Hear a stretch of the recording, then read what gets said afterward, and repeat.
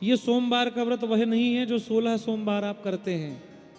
ये सोमवार का व्रत वह भी नहीं है जो श्रावण के सोमवार आप करते हैं। तो ये सोमवार का व्रत एक अलग वैधानिक है। शिव महापुराण में भी वर्णन है, विशेष करके स्कंद पुराण में इस सोमवार व्रत की विधि लिखी है। बड़ा ही चमत्कारिक है, बड़ा ही विशेष है यह सोमवार व्रत का वर्णन। ऐसा व्रत है जिसके लिए कोई विशेष संकल्प हो, असाध्य रोग हो, बड़े से बड़ा रोग हो, बड़े से बड़ा कर्ज हो, ये 9 दिन का सोमवार का व्रत धारण करिए। 9 दिनों तक होता है, ये 9 सोमवार का व्रत है, बड़ा दिव्य है। इस व्रत को करने से विशेष कृपा होनी है शंकर जी की। बड़ा ही सुंदर है, बहुत आसान विधि है।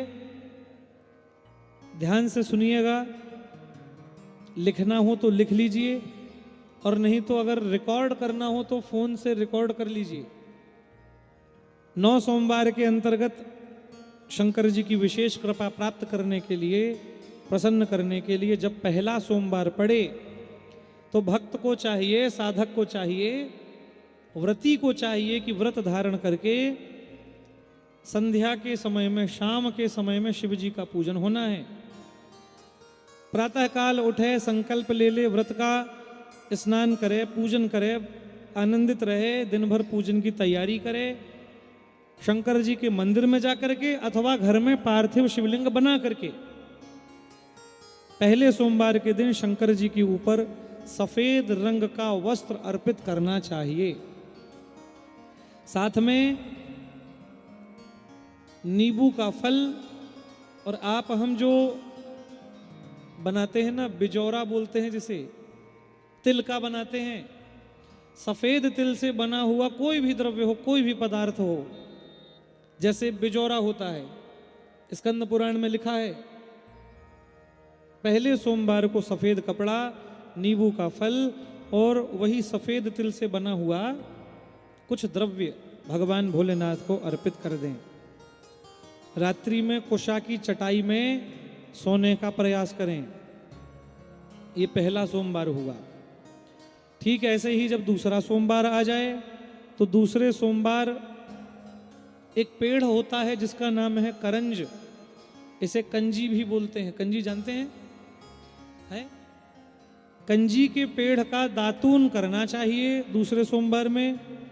बन सके तो कमल का पुष्प ला करके भगवान भोलेनाथ का पूजन करना चाहिए।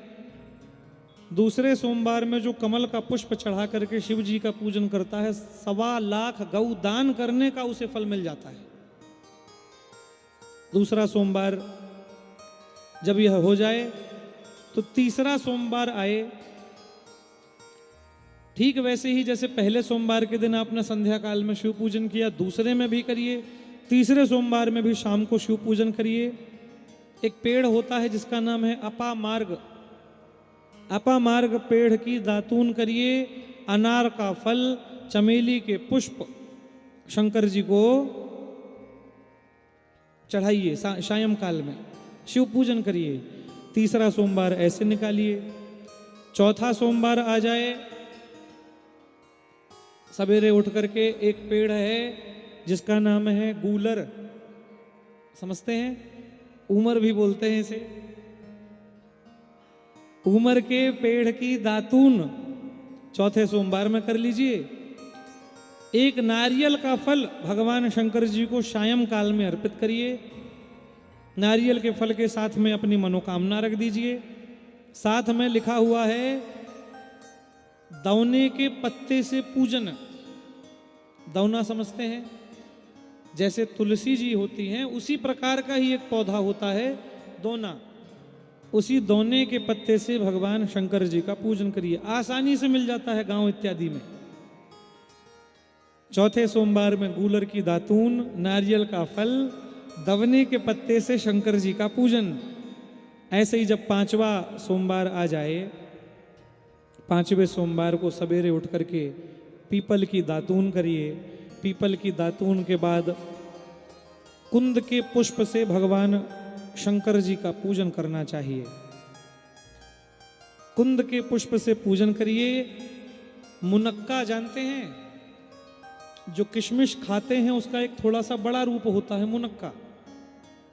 उस मुनक्का को जल में मिला करके भगवान शंकर को अर्घ्य देना चाहिए।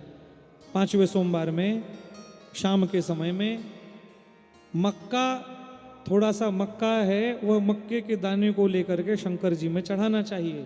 ये 5वें सोमवार का विधान। 6वां सोमवार आ जाए, 6वें सोमवार सवेरे उठिए, चमेली की दातून करिए, शाम के समय में शंकर जी का पूजन करिए। धतूरे का फल, बेला के फूल और कर्पूर, कपूर बोलते हैं जिसे, ये 3 आवश्यक है 6वें सोमवार में। ऐसे पूजन करिए।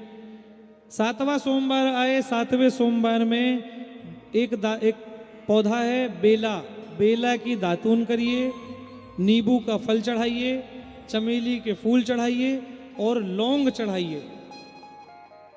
7वें सोमवार में बेला की दातून, नींबू का फल, चमेली के फूल और लौंग ये चढ़ाइए। 7वां सोमवार ऐसे करिए। शाम के समय में शिव पूजन करिए। 8वां सोमवार जब आए, 8वें सोमवार में भैया सवेरे उठिए, स्नान पाइए, केले के फल और मरुआ के फूल, मरुआ समझते हैं? मरुआ वन तुलसी,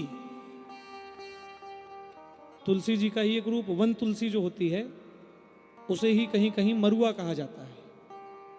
तो जब 8वां सोमवार आ जाए तो केले के फल और वही वन तुलसी, मरुआ, इसके फूल, जैसे तुलसी जी में मंजरी होती है वैसे ही वन तुलसी में ऊपर फूल लगे रहते हैं, उनको तोड़ करके शंकर जी को अर्पित करिए। दूध से शंकर जी का पूजन करिए। ये आपके 8 सोमवार हो गए। बचा 9वां सोमवार। 9वें सोमवार में व्रत धारण करिए।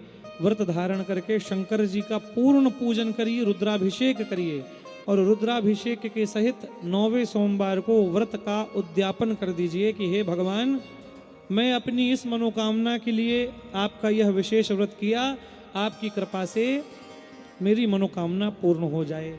इतना कह करके 9वें सोमवार को व्रत का उद्यापन करिए, शंकर जी को प्रणाम करिए। आपका जो भी इष्ट काम है, जो भी आपकी कामना है, वह अवश्य भगवत कृपा से पूर्ण हो जाएगी। ये 9 सोमवार का बड़ा ही सुंदर व्रत मिला।